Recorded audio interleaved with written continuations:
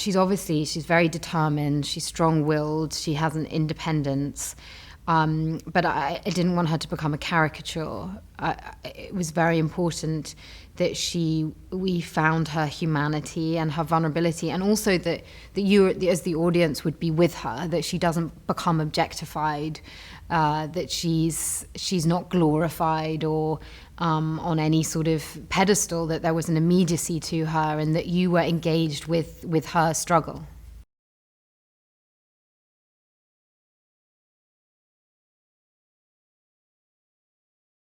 She's very grounded, and she has a confidence that is obviously very important to Star Wars as well. The sense of the Force and the sense of goodness, and how do we find that in the costume? So we came up with a design with the shirt that was cut in a Japanese style, and then combining that with something more practical. What would she need? You know, if she's going on missions and she's someone who is often in situations where she needs to protect herself physically.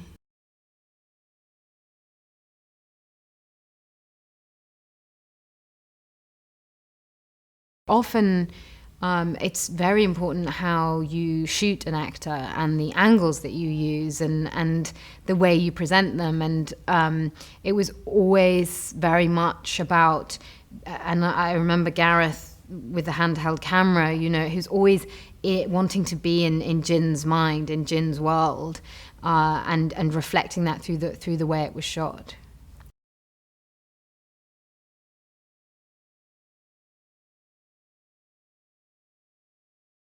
So on the first day, it was incredibly nerve-wracking. We didn't have a lot of time to shoot. We had to shoot before the sun came up. So Alan, Diego, and we had quite a small scene to start off with, you know, to break us in gently on the first day.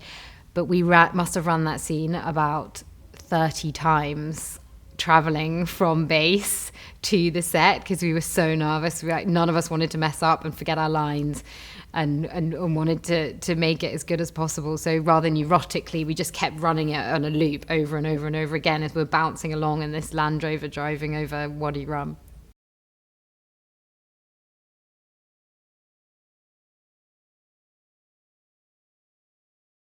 That's when I think filmmaking is really special and acting is really special, when you get moments of where the actor loses self-consciousness and there's a little moment of surprise, or it's trying to find an authenticity. And Gareth constantly was pushing for that and wanted to create something that was very immersive. We're in a time now where obviously virtual reality is hugely important and is potentially going to be the next form of film. And so there is an appetite in audiences for something that's very, very, feels very real and feels like you're actually in it. And it feels like with Rogue One, the style that Gareth made it is that it's incredibly immersive.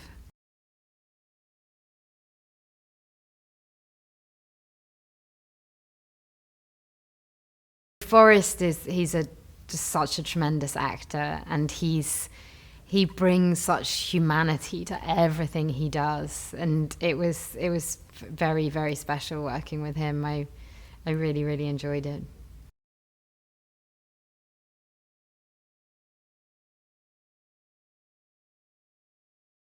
I loved doing all the Jeddah sequences when we were running around, and when it was at K2 and Diego and I, it was always great fun.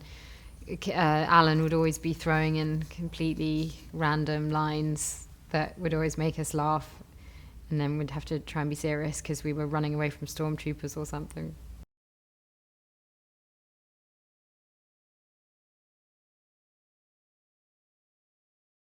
We shared everything together.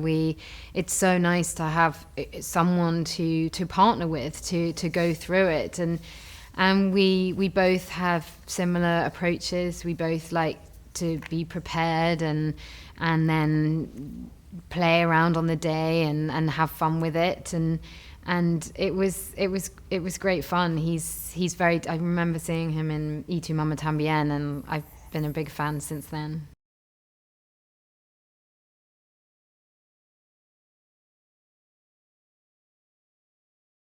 I think it's a great opportunity to explore different styles of Star Wars that we haven't seen before. And I think the audience are really ready for it. There's an appetite for a new adventure. And so we have been given such freedom to experiment and really play within the Star Wars universe. Independence Day Resurgence has been given a $200 million budget, $125 million more than Independence Day 1, which had a $75 million budget and had a box office result of more than $800 million, making it the highest grossing movie of 1996. Click here for more cool videos. Thanks for watching.